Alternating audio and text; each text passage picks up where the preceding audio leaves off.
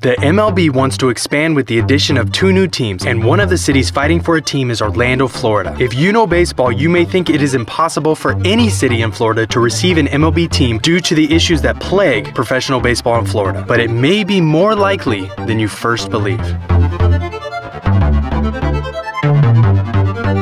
After living in Orlando for a couple of years and several days of research, I took a deep dive into the chances of the MLB Dreamers. Some notable cities trying to get in on the action are Salt Lake City, Charlotte, Montreal, Portland, Oregon, Nashville, and yes, Orlando, Florida. However, before the MLB is willing to move forward with an expansion, they want the A's and the Rays situations to be settled. If you have been following along, you know the A's are in the middle of a messy move to Vegas. If you are unaware, just know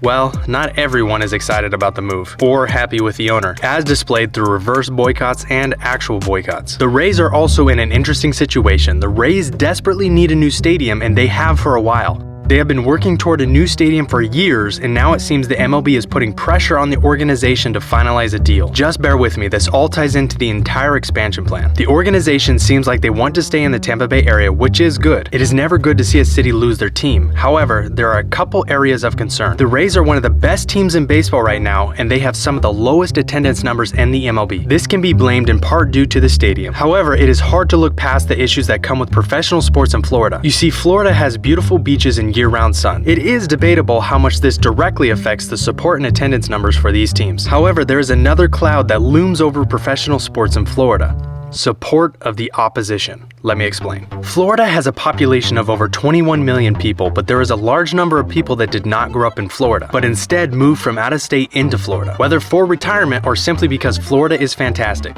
No bias.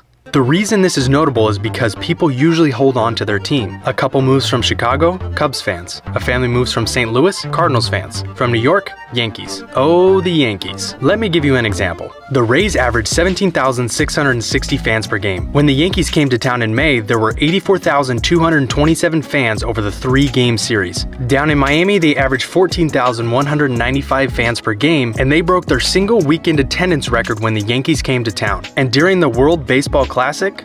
Well, just look at this. Lone Depot Park was full and alive during the WBC. Then, the MLB season started. Look, I am not trying to rag on the Marlins or the Rays. The truth is I want them to do well. The point is there is a strong argument against Orlando receiving an MLB team. The final main concern for Tampa is the location within the Tampa Bay area. The stadium is in downtown St. Petersburg, and a common complaint is the stadium is difficult to get to for a lot of fans in the area that would like to get to the game, which makes it a real head scratcher that the site the Rays are planning to build is right next to the old stadium. I am all for stadiums being built in the city center. I think it is better for the city and the community. But if you struggle with attendance and your stadium is so difficult to get to that a lot of fans would rather stay at home and watch it from the TV, then maybe consider a different location. There are approximately 3.2 million residents in the Tampa Bay area with over 8 million people in Central Florida, and this stadium is relatively inaccessible for a large portion of people in this area. This is where Orlando comes in. One of the locations wanting to hear the crack of an MLB home run in their city is Orlando, Florida. Yes, the theme park capital of the world is trying to do what they can to attract professional baseball. Orlando is unlikely to receive an expansion MLB team if the other 2 Florida teams stay in place. Whether one moves to Orlando or out of state, it's a tough pitch no matter how qualified Orlando is for a 3rd team in Florida. It's never good to see a city lose their team, but the Rays moving to Orlando is a more likely situation than them receiving an expansion team. Additionally, the Rays move to Orlando to many fans might not seem like such a loss. The location for the Orlando Dreamers is on International Drive right next to SeaWorld Orlando.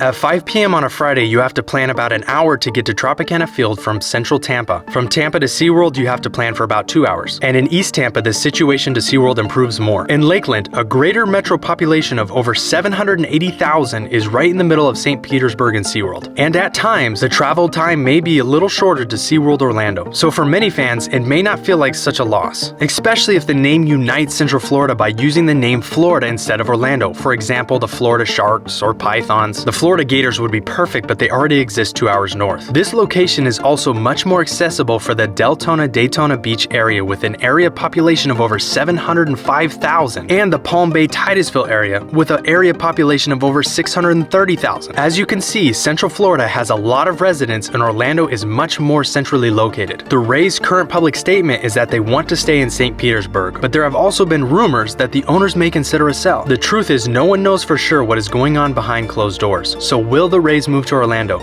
Maybe.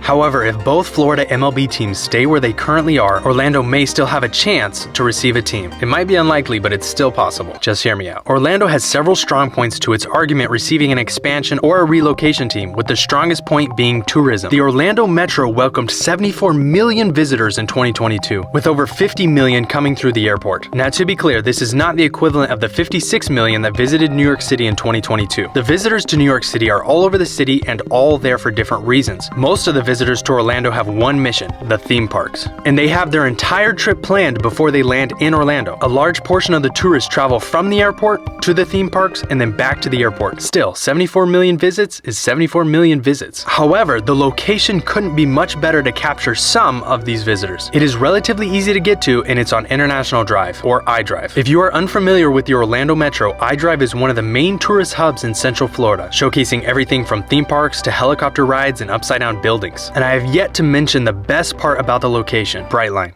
Brightline is a private rail company that just connected the Orlando International Airport in Miami, with future plans to connect to Tampa, Disney, the local rail, and a stop at the convention center. In the near future, there will be a world-class train station connecting millions of locals and visitors to the convention center right around the corner. In addition, there are about 2.69 million residents, and the area has strong growth. Over 550,000 people moved to the Orlando Metro between 2010 and 2021, and the current population number is most likely higher as new apartment buildings are always on the rise around the Orlando Metro. To further strengthen the argument of this project, according to the Dreamers, Orlando is the largest media market without an MLB team. The size of the local media market is very important to the survival and success of any professional sports team. Another item that helps the Dreamers stand out is the concept art. Unlike some of the other locations that have submitted concept art lacking depth, and in some cases, well, what is this? Orlando's concept art looks great. The stadium is set to seat 45,000 people, which is a surprisingly large number. In addition, it looks like it is going to be a full district with possible shops, businesses, and hotels surrounding the stadium. The grass area to watch the game looks brilliant. As a parent with a toddler, this looks incredibly appealing. Just seeing this concept art makes me incredibly excited for this project, and that's what makes it stand out. I look at these pictures and I can imagine taking my family here. I can even hear the crack of the bat. This looks brilliant, and I'm really hoping this becomes a reality. There is one other point that is worth a mention. The Orlando Dreamers project is led by Pat Williams. This is the same man that brought the NBA to Orlando. Very soon after starting the project, over 12,000 people requested information about purchasing season tickets. To have someone leading the project with direct experience makes Orlando a skip and a jump ahead. Look,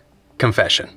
We live in Florida and we love the Yankees, but we also just love baseball. And I would love to see the MLB in Orlando. This stadium looks fantastic and I would love to bring my son to these games and show some support. With that said, there is still a lot of uncertainty as several teams' futures are in question and several more are desiring to welcome the big leagues to their city. But one thing is certain, baseball is something special. It can create powerful communities and ingrain lasting memories. It can inspire and glue people together. It can create bonds and carve its way into your heart. And while some are fighting to keep their community in their city, some are hoping for a new beginning. And who knows, someday, Orlando may be the center of the baseball world. So, will the MLB come to Orlando? Maybe. Thanks for watching. Don't forget to get outside and play some baseball.